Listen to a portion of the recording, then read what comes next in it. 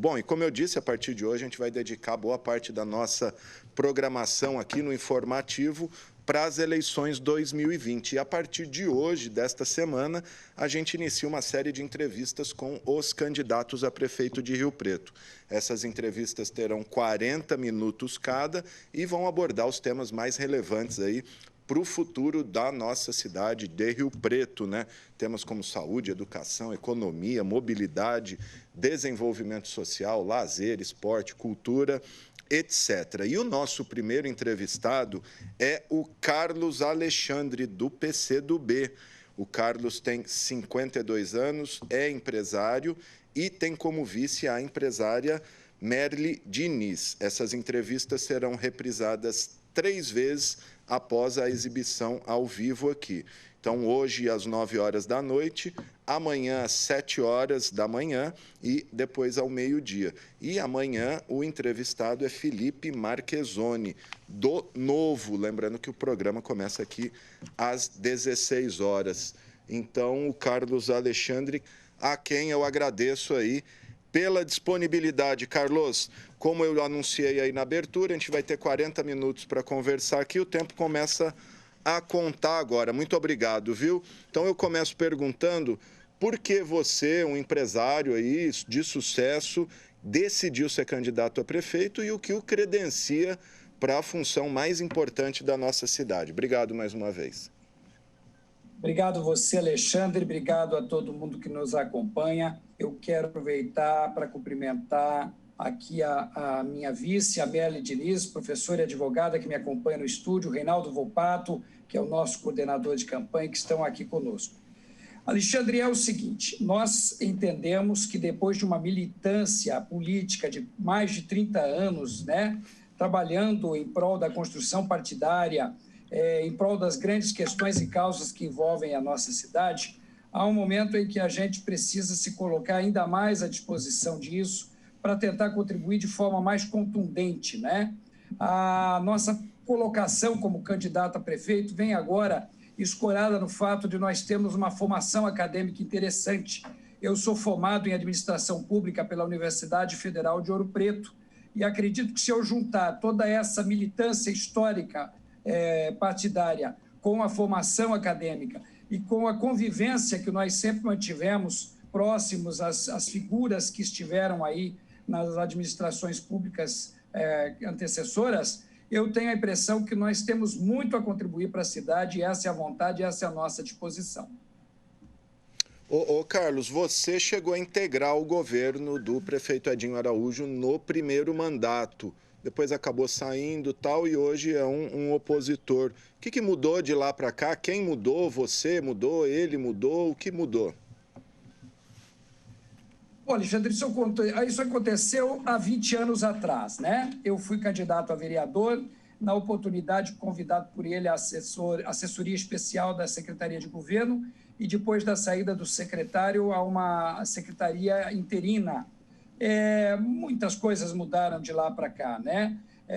Nós tínhamos uma posição política contundente, sempre no campo progressista, nós sempre acreditamos no fortalecimento do Estado, e quando eu digo fortalecimento do Estado, eu estou falando também do fortalecimento do município, então, completamente avessos e contrários a qualquer tipo de privatização do serviço público, completamente avesso à transformação, por exemplo, do funcionário público num objeto, ou seja, que fica lá esquecido em algum canto dos próprios públicos. Então, muitas coisas foram nos distanciando desse trabalho e nós começamos a ter uma avançada postura com relação aos nossos compromissos históricos, ou seja, a proteção e a defesa do trabalhador, a proteção e a defesa da educação, acreditando que nós precisamos focar a administração nas pessoas. Então, fomos construindo a nossa militância partidária sempre nesse sentido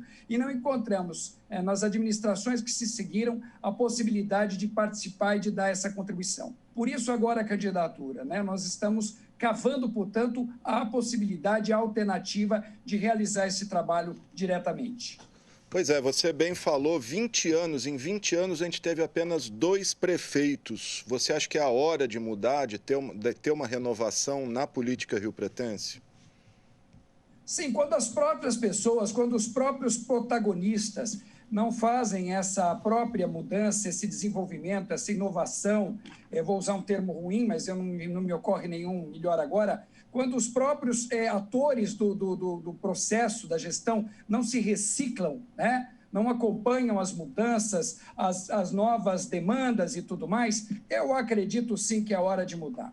E eu tenho a convicção, Alexandre, que nós temos aí uma eleição pedagógica agora, uma eleição diferenciada, não só por conta da pandemia e das novas possibilidades de propaganda que essa campanha oferece, mas também e, sobretudo, a questão do eleitor que está escolado. Nós ficamos aí, desde 2018, enfrentando uma dicotomia, né? Onde existia de um lado isso, do outro lado aquilo, de um lado esquerdo, do lado direito, do lado bonito, do lado feio, do lado...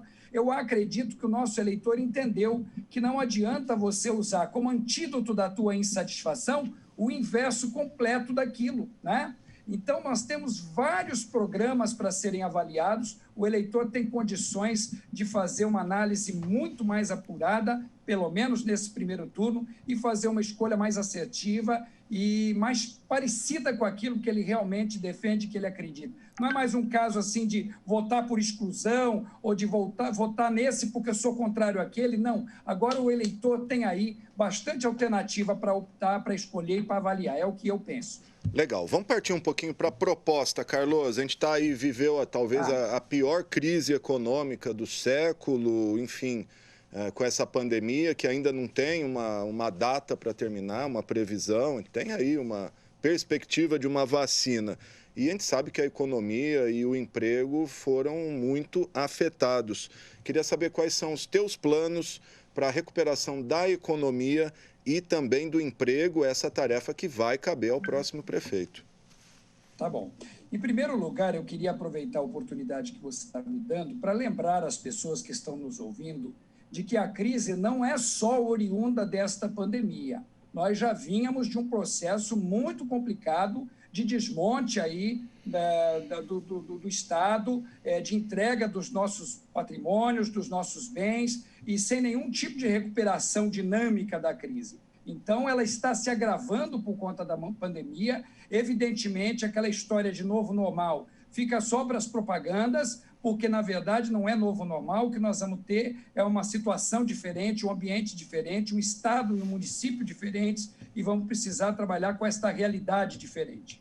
E quando a gente fala de emprego, Alexandre, a gente tem que lembrar que Rio Preto tem um histórico já bastante contundente de prestação de serviços e de comércio. A cidade precisa evoluir um pouquinho na busca de parques industriais, de trazer indústrias, sobretudo a indústria limpa, que é aquela que não agride o meio ambiente, é aquela que promove segurança tanto para o empresário quanto para o trabalhador, que trabalha as novas tecnologias disponíveis. Nós precisamos trazer para São José do Rio Preto uma cidade que já pede, que comporta esse tipo de coisa, essas indústrias, porque elas é que vão trazer mais PIB, mais arrecadação e mais empregos para o nosso município.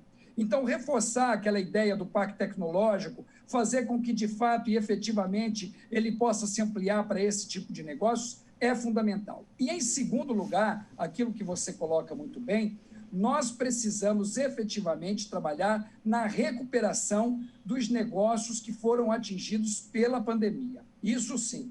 Eu mesmo, você começou aí a tua apresentação, dizendo, um empresário de sucesso e tal. Eu, como uma esmagadora maioria do empresariado, estamos sentindo na pele o rescaldo de tudo isso que aconteceu, né? Decréscimo de arrecadação, um abatimento no próprio emocional dos nossos parceiros de negócios, não é? Então, nós precisamos agir na recuperação desses negócios, na revitalização desses negócios que foram atingidos pela crise. É isso que eu acho que nós temos que fazer. Aliás, não acho, eu tenho convicção disso. Precisamos fazer.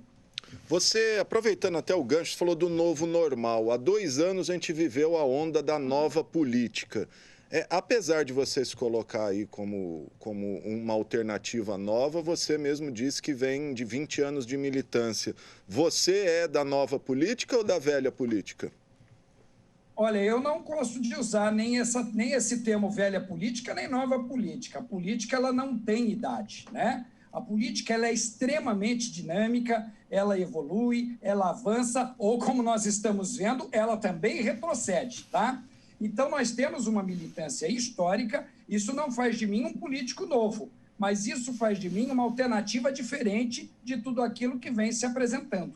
O próprio programa de governo que a gente apresenta, Alexandre, eu poderia usar essa terminologia, eu poderia chamá-lo de inovador. Por que eu poderia chamar? Porque, ao contrário daqueles programas de governo em que todo mundo bate na tecla, meu programa é educação, é saúde, segurança, não. Nós preferimos embasar o nosso programa de governos em 4 eixos.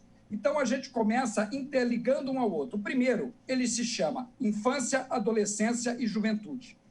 Quando eu falo de infância, adolescência e juventude, eu tenho que lembrar que a infância é muito pouco tratada pelos gestores públicos de fato. E a juventude, então, nem se fala. Não é muito idoso o nosso Estatuto da Criança e do Adolescente. Há muito o que fazer em nome dele, em nome de que ele vigore efetivamente. Agora, você imagine o Estatuto da Juventude. O Estatuto da Juventude ficou amargando 10 anos de agonia no Congresso para então ser aprovado. E a juventude sendo sempre tratada à margem do processo. Quando a gente pega no primeiro eixo do programa de governo e vai trabalhar a pessoa da sua concepção e nascimento até os 29 anos de vida, que é quando o Estatuto da Juventude diz que termina a juventude, nós estamos falando do berçário, da creche, da escola, da saúde, do esporte, da cultura, do lazer, da formação profissionalizante. Estamos falando da faculdade, do primeiro emprego, enfim, até que o cidadão se torne cidadão efetivamente, saia de casa, vá viver a sua própria vida e constituir sua família. Então, nesse primeiro eixo, eu já estou abarcando o grosso da nossa sociedade. Mais da metade da nossa sociedade compõe esse importante eixo. O segundo eixo, que vem interligado a ele, Alexandre, ele fala do combate à pobreza.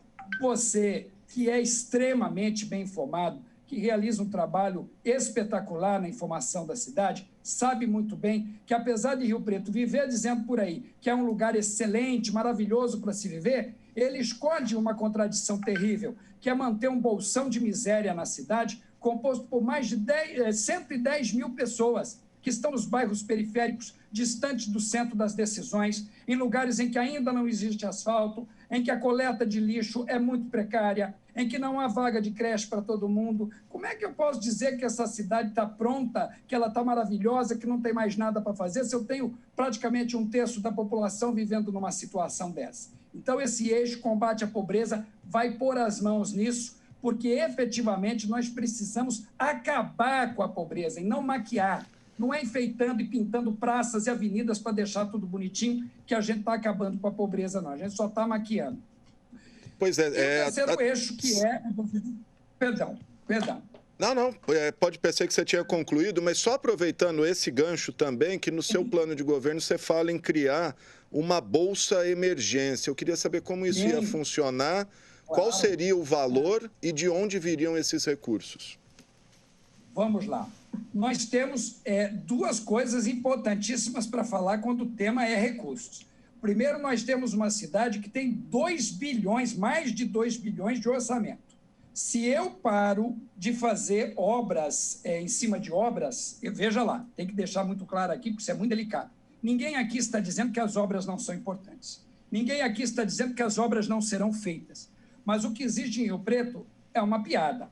Obras demoradas, caríssimas, em lugar onde já foram feitas outras obras. Tá? Então, quando eu deixo de priorizar essas obras o tempo todo, sem muito sentido, e passo a priorizar as pessoas, Alexandre, eu tenho verba para isso, tá certo? Eu tenho de onde tirar isso. Segunda coisa, eu acabei de falar que nós temos que atuar na atração de indústrias limpas, que é para massificar a criação de vagas de trabalho e, ao mesmo tempo, aumentar o PIB e, ao mesmo tempo, aumentar a arrecadação. Então, é daí que virão os recursos necessários para a gente tratar e combater a pobreza. A questão do bem, que é a Bolsa Emergencial Municipal, ela é muito bem pensada. E vai haver um momento da campanha em que nós vamos dar um destaque profundo sobre isso. Por quê? Porque nós precisamos fazer, assim que estivermos na administração, um levantamento extremamente competente, interligado com todas as campanhas federais, estaduais e municipais que já existem, para a gente saber efetivamente quem é, onde mora, como, o que come, o que veste, se é que come e se é que veste essa população vulnerável que nós precisamos tratar com a nossa Bolsa, entendeu? E no quarto eixo, nós vamos tratar da inovação. Espero ter explicado para você um pouco a questão. Faltou Bolsa, o valor. Né? Podemos falar mais? Você já tem uma ideia de valor, assim, ou ainda Não temos a ideia do valor. É preciso, nós temos todos os dados que, infelizmente, hoje são, de alguma forma, privilégio da administração pública, que tem lá todas as questões. Eu acho, Alexandre, que no momento da transição entre uma gestão e outra, já é possível fazer todos os levantamentos necessários para que, quando houver a posse, a gente já possa começar o trabalho imediatamente. E sabe por que começar esse trabalho imediatamente? Porque quem tem fome tem pressa. Quem está necessitado não tem tempo de ficar esperando discurso mais, né? Então, nós precisamos tratar isso com emergência, não tem dúvida disso. Eu só quero dizer que o quarto eixo do nosso programa programa de governo, ele trata da questão da inovação, que é quando nós vamos convidar a população para fazer parte efetiva do governo, em que pese, inclusive, a sua participação na fiscalização, para que a gente não tenha vestígio sequer de qualquer corrupção no governo. A inovação trata de parcerias que buscam captação de recursos estrangeiros, federais, estaduais, e que estão à disposição desde sempre ao município, e nem sempre o município se vale dessas possibilidades aí, tá bom? Perfeito. Falar um pouquinho de cultura. A cultura é o setor aí que talvez o setor mais afetado, mais ainda do que os próprios empresários, que bem ou mal puderam de alguma maneira continuar trabalhando. A cultura afetada diretamente, aí cancelado todos os eventos, e a gente sabe que cultura só vai voltar mesmo na hora que puder ter aglomeração. Eu queria saber a tua proposta para a área de cultura. A gente sabe que a cultura aí, uma reivindicação antiga, é pelo menos 1% do orçamento. Eu queria saber a tua opinião sobre isso. Alexandre, nós temos discutido muito a questão de reorganizar muito bem a Secretaria de Cultura. Primeiro, pelo seguinte, é óbvio que todos esses eventos são importantes para a cidade. O calendário municipal precisa manter os eventos. Quando não houver a possibilidade de fazê-los publicamente, como a gente tem visto agora por conta da pandemia, digo presencialmente, que a gente tenha alternativas para substituir isso e manter esse calendário vivo. Nós não podemos prescindir de que o calendário cultural se mantenha. Mas há que se dizer também que Rio Preto tem muito dessa história de que eventos são a única cultura que dê para se trabalhar nesse município. Você sabe que nessa nossa investigação geral pelas questões da cidade, a gente se depara com crianças na própria periferia e você pergunta assim, você tem um sonho? O que você gostaria de fazer? E aí um menino de 4, 5 anos está começando agora alguma coisa. Eu queria tocar música. E um menino de 12 anos diz, meu sonho é tocar violino. Quer dizer, isso está tão distante dessas questões de eventos. Nós precisamos trabalhar a cultura dentro das casas, a cultura no bairro, a cultura na praça. Nós temos espaços, dá para ocupar esses espaços, dá para fazer com que a nossa população se lembre como era bom, né? Se não ter a cadeira no alpendre para a gente ver as pessoas passarem, que a gente possa sentar na praça, possa ocupar as escolas, possa ocupar os prédios disponíveis dos centros comunitários para a realização, para a celebração das manifestações culturais, tá certo? Isso também é cultura, isso também faz parte do poder público, isso também a Secretaria de Cultura precisa promover, tá bom? Legal. Falar de mobilidade, Carlos Alexandre, só lembrando, eu estou entrevistando o candidato a prefeito de Rio Preto pelo PCdoB, Carlos Alexandre, que é o primeiro dessa série de entrevistas que a TV Câmara vai fazer ao longo dos próximos dias. Mobilidade, como transformar Rio Preto numa cidade para todos? Olha só, a gente tem muita facilidade em dizer o que todo mundo gosta de ouvir, né? Que a gente, para resolver o problema de trânsito, basta a gente deixar os sinaleiros sincronizados, basta com que a gente possa mudar a sinalização das ruas, mas o fato é que a nossa cidade, bem ou mal, ela tem um crescente de veículos, né? Licenciamentos de veículos são feitos anualmente, aumentando bastante a nossa frota. Dá para dizer, brincando, que Rio Preto tem quase a mesma quantidade de habitantes que tem de veículos, se não mais nesse segundo, né? Mas nós precisamos trabalhar outras questões. Por exemplo, Alexandre, nós temos a possibilidade de fazer com que o serviço de transporte público seja apreciado. Se o transporte público for apreciado, se ele for ágil, se ele for confortável, se ele for dinâmico, se eu tiver ar-condicionado, Wi-Fi, um bom molejo dentro dele, segurança dentro dele, monitoração dele, se eu souber pelo meu celular se o ônibus está chegando ou se ele ainda está distante do meu ponto, se eu fizer com que o transporte público seja seguro, confortável e rápido, eu tenho certeza que a população vai usar o transporte público, até por uma questão de economia, até por uma questão de educação. Então, nós precisamos efetivamente discutir o transporte público de São José do Rio Preto.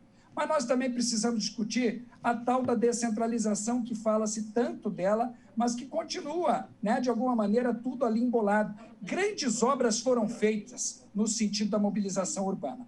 Obras caras, obras demoradas, algumas que, inclusive, causaram grandes transtornos à população, tanto pessoas físicas quanto empresas, em locais onde essas obras ficaram por tempo indeterminado, e nós não resolvemos o problema da mobilidade urbana. Não trabalhamos a educação do trânsito e não trabalhamos a descentralização. Nós continuamos fazendo moradia para as pessoas pobres, para a classe trabalhadora, lá longe da cidade, obrigando eles a se deslocarem quilômetros e quilômetros para vir trabalhar, ou quilômetros e quilômetros para deixar o seu filho na escola, né? Sendo que nós temos um oceano de prédios, de locais vazios pela cidade, onde essas pessoas podiam estar sendo ocupadas. Então, a ocupação inteligente. Você vai ouvir no nosso programa de governo falar de cidades inteligentes, as chamadas Smart Cities. A gente quer muito trabalhar essa questão. E para isso, nós estudamos até a colocação desses programas habitacionais mais próximos do trabalho, mais próximos do centro da cidade. Ok. Questão do meio ambiente, Carlos, a gente tem visto aí Rio Preto, a gente vive no país todo, mas Rio Preto, né, queimada para tudo que é lado. Questão aí agora, racionamento de água, questão do abastecimento. O que você pretende fazer nesse sentido, até para preservar o que nos resta de recursos naturais aí, originais, aqui da nossa cidade, e estendo a questão do abastecimento, né? A gente sabe que o atual governo, até um projeto anterior, de buscar água no Rio Grande. Qual que é o teu plano para isso? Essa questão é bem ampla, né? A primeira palavra é consternação por tudo que nós vivemos aí com relação a essas queimadas e a todo esse processo de degradação do nosso meio ambiente aqui mais próximo.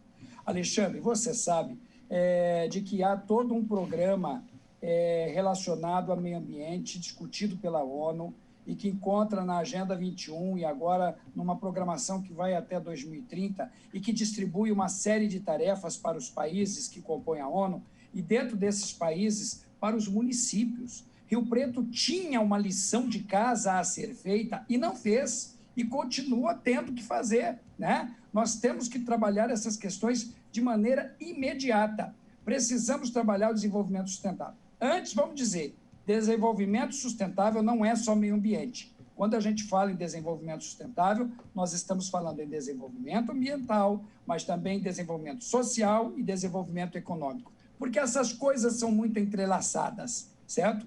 Agora, quando eu quero tratar de meio ambiente, eu tenho que lembrar desses compromissos da ONU, porque eu tenho que tratar do planeta como um todo, ou seja, eu tenho que pensar global, mas eu tenho que atuar local. Eu tenho que ter uma cidade arborizada, eu tenho que controlar. A gente está cansado de ver, Alexandre, riozinhos aqui da cidade sendo canalizados para o carro passar por cima dele. Não existe uma preocupação.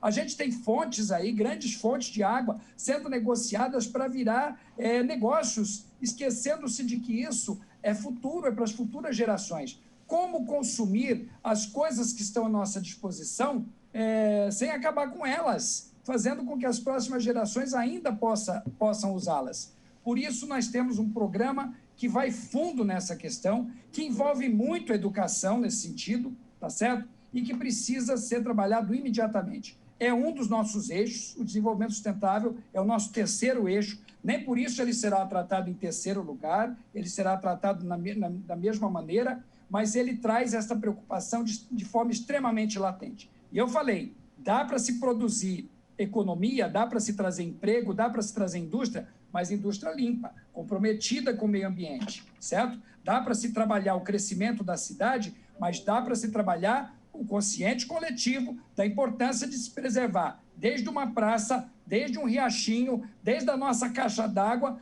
até os grandes mananciais. Nós estamos em cima de um manancial de água. Não dá para continuar furando poço artesiano ao bel prazer, não dá para ficar contaminando. E aí nós vamos falar de buscar água lá fora, porque nós estamos sem recursos aqui para nós, tá certo? Então, isso é uma questão que nós temos resolvida no nosso programa de governo, no eixo desenvolvimento sustentável.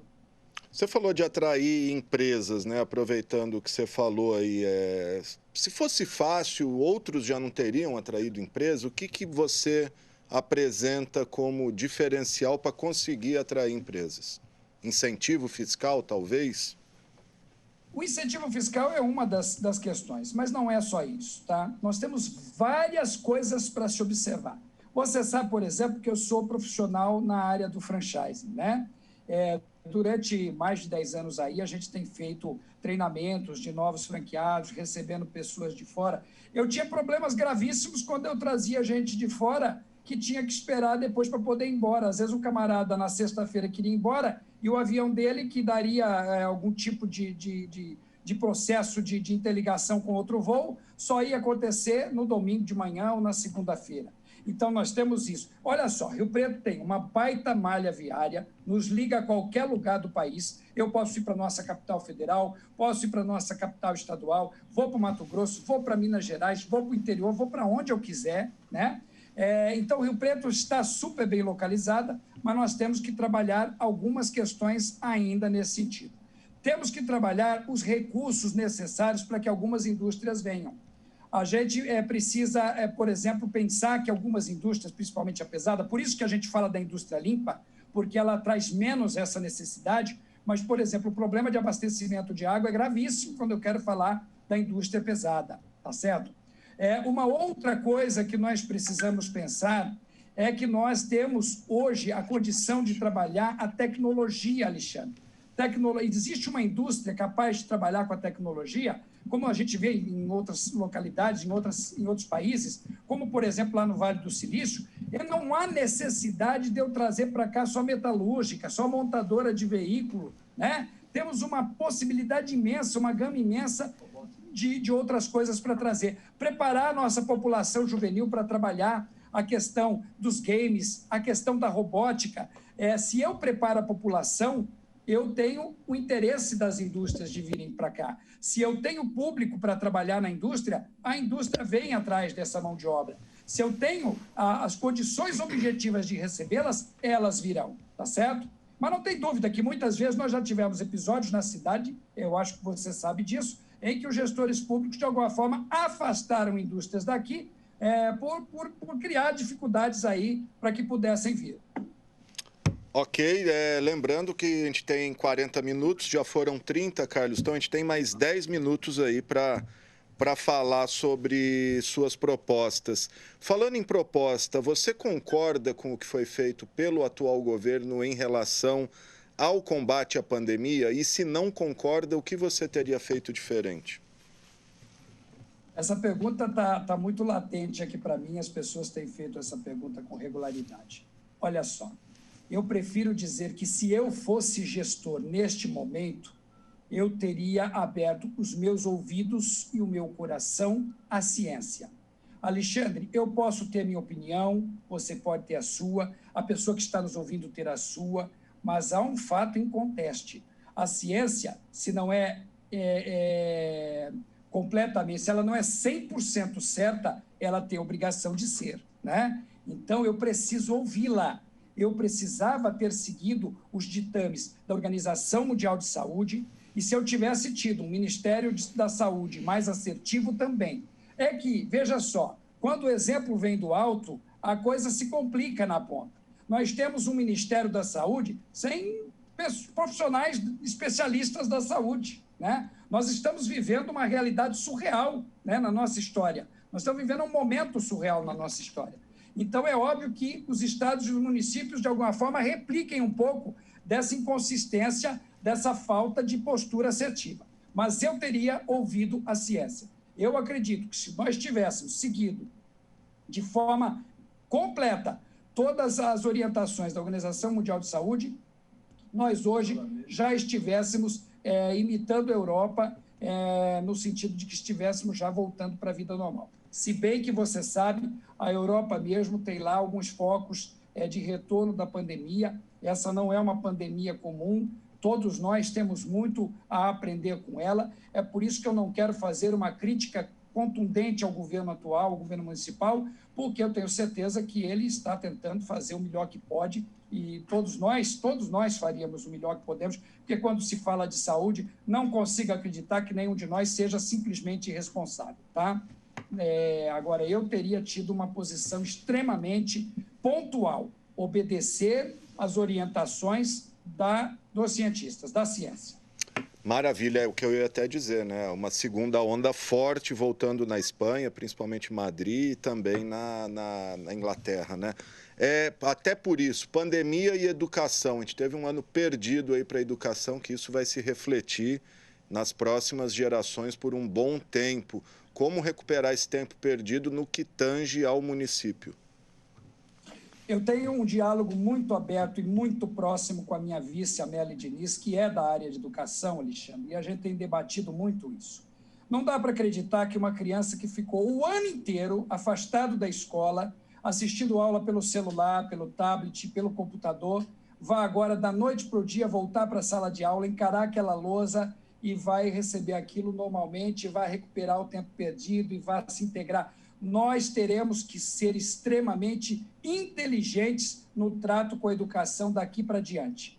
Por isso que eu vou repetir aquela frase, não tem novo normal, né, Alexandre? Tem uma história, uma situação diferente e uma relação diferente. A educação é fundamental, é ela que forma o cidadão do futuro, é ela que faz com que tudo esteja preventivamente sendo cuidado, desde a saúde, a cultura, o esporte, a economia, tudo isso passa pela educação das nossas crianças e dos nossos jovens. Então, nós vamos ter que ter um comportamento diferenciado, equipar essas escolas no nosso eixo que trata da infância e adolescência. Você vai ver lá que nós propomos equipar as escolas, equipar os alunos, equipar os professores e fazer com que todos saibam usar. Você sabe que teve muito professor que teve que aprender aí às pressas como trabalhar uma aula virtual, né? Eu acho que nós já temos que estar preparados não só para uma questão de pandemia, mas para uma questão de nova realidade. Há uma nova realidade que se mostra para a gente,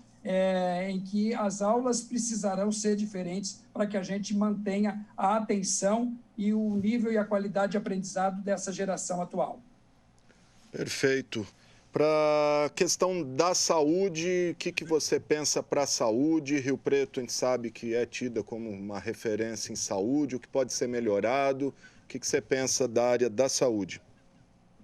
Repito o que você acabou de dizer, Rio Preto é referência na saúde, justamente por isso é inadmissível que a gente continue a ter fila nos postos de saúde, posto de saúde sem medicamento ou sem profissional para atender, que a gente tenha dengue aí ocupando os seus altos índices e tudo mais, porque nós acreditamos muito na prevenção, na saúde preventiva. Nós temos faculdade de medicina, faculdade de enfermaria, por que não estabelecer parcerias com esse pessoal para que a gente possa efetivamente fazer a visitação nas casas, principalmente naquelas mais distantes, para fazer um controle dessa população, para orientar bem essa população, como limpar os seus quintais, como se alimentar corretamente, como manter a sua saúde, como evitar doença. Alexandre, tem gente, cara, você sabe disso, que está deixando de vacinar filho por conta de orientação equivocada ou por conta de falta de educação, não é? Doenças antigas já vencidas pela medicina, pela ciência, voltando aí, porque o cidadão deixou de vacinar o filho. Isso é falta de informação, é falta de comunicação adequada, é falta de uma medicina preventiva. Você até falou das vacinas, vou aproveitar para abordar a questão das fake news, né? A gente sabe que vai ser o grande desafio dessa campanha é a questão das fake news. O que você imagina que vai ser essa campanha em termos de fake news e como combatê-las? Olha, combater é difícil. Nós temos vários equipamentos aí criados, não nós, né? O país, enfim, o próprio Tribunal Eleitoral tem criado mecanismos para que as pessoas possam entrar lá e investigar se aquela informação é correta, incorreta, verdadeira ou falsa. Mas a fake news, ela é fabricada por pessoas de caráter ruim, é fabricada por interesses que a gente desconhece a sua origem, né, o seu fundamento. A eleição de 2018, ela mostrou como é que isso funciona. Ela criou uma tal de mamadeira de piroca que não existia. Ela criou histórias inacreditáveis de imaginar que alguém acreditava naquilo. Ela criou e aquilo se tornou fato. Então, o poder, né, de quem cria uma fake news, de quem consegue trabalhar essa questão aí dos números, dos programas, e que consegue fazer com que, por exemplo, a minha voz esteja na sua boca, a sua imagem esteja na minha... Enfim, é possível fazer tudo com a informática, com a internet, com os computadores, então vai ser difícil o combate. O que nós temos que apelar para a população, Alexandre, é que todo mundo investigue. Quando uma história parecer muito louca, muito maluca, investigar, entrar naqueles sites que existem para fazer isso, ou então procurar pelos próprios candidatos, né? Nós todos teremos os nossos canais, nós todos teremos...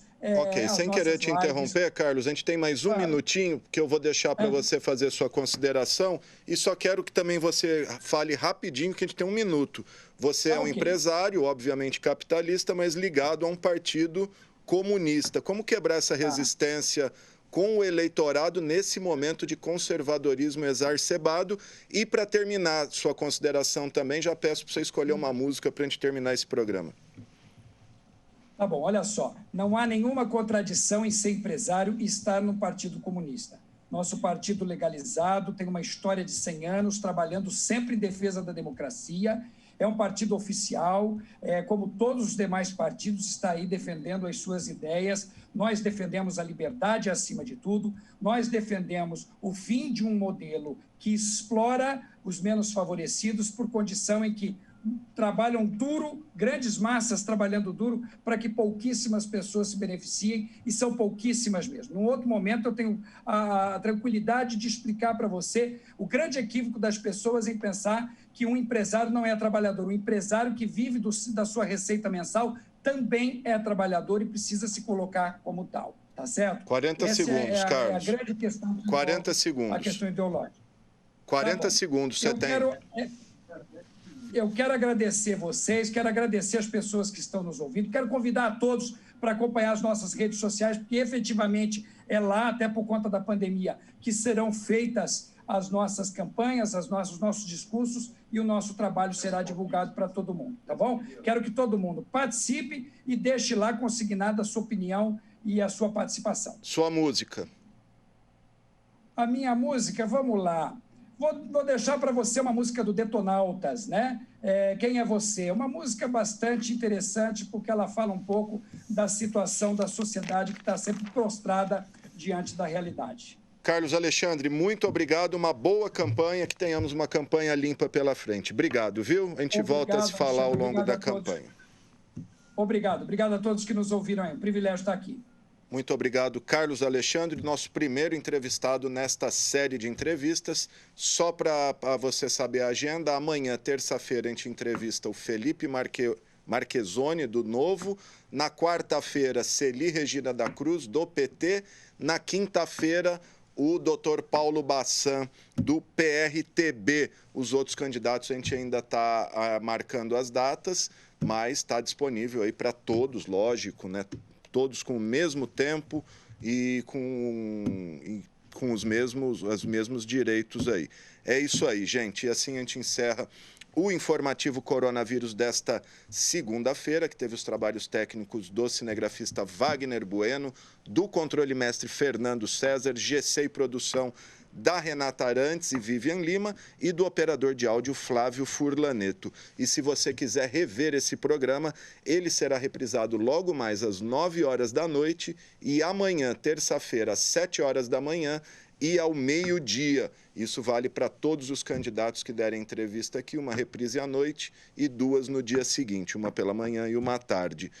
Mas se você quiser rever também a qualquer momento, ele estará disponível no nosso canal do YouTube. Então a gente volta amanhã às 4 horas da tarde com o Felipe Marchesoni do Novo. E a gente termina então com a música escolhida aí pelo candidato Quem é Você, dos Detonautas. Até amanhã.